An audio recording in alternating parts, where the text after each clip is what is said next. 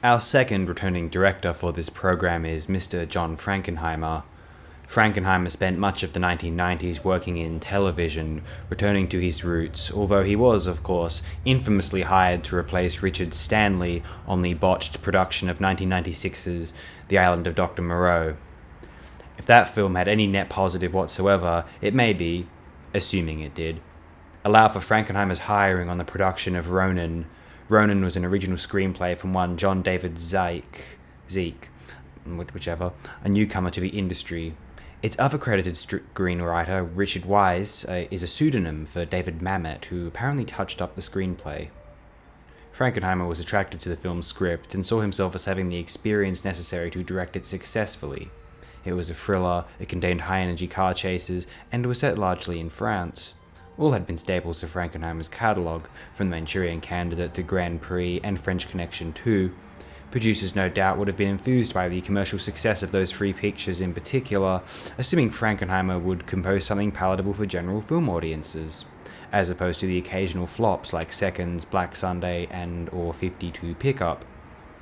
Frankenheimer was gifted with an ensemble cast of Robert De Niro, John Reno, Natasha McElhone, can't pronounce that unfortunately, Sean Bean, Stellan Skarsgård, and Jonathan Pryce. They undertook the production in France, Frankenheimer being fluent in the language and being familiar with the laws and regulations over there, having helmed co-productions The Train, Grand Prix, Impossible Object, and French Connection 2. Frankenheimer employed a French cinematographer, Robert Frey, and their collaboration ultimately resembles a more Hollywood-imbued take on the existential thrillers of Jean-Pierre Melville. This could certainly be so. According to the film's DVD commentary, I have read about the commentary secondhand, I haven't listened to it myself. Frankenheimer, interestingly, cites 1966's The Battle of Algiers as a Paramount work which inspired a desire to make his film look, quote, realer than real, unquote. Myself, I consider this among Frankenheimer's very best. This one bowls me over. It is superbly made, paying homage to the finest Hollywood thrillers, Bullitt, French Connection et al., and the French school of Melville and, to a lesser extent, Chabrol. A lot of this film's attention is in lieu, seemingly, of its two glorious car chase sequences. Both are extremely commendable, and I ought let them speak for themselves. There is some critical discussion over where exactly Ronin fits in the space of 20th century cinema. Some, such as Todd McCarthy, downplayed the Melville connection. Others saw its suitcase MacGuffin as acknowledging the recent entrance of Tarantino to the game, and others saw the film as, in general, to be a homage to 70s thrillers, say The Day of the Jackal or 3 Days of the Condor.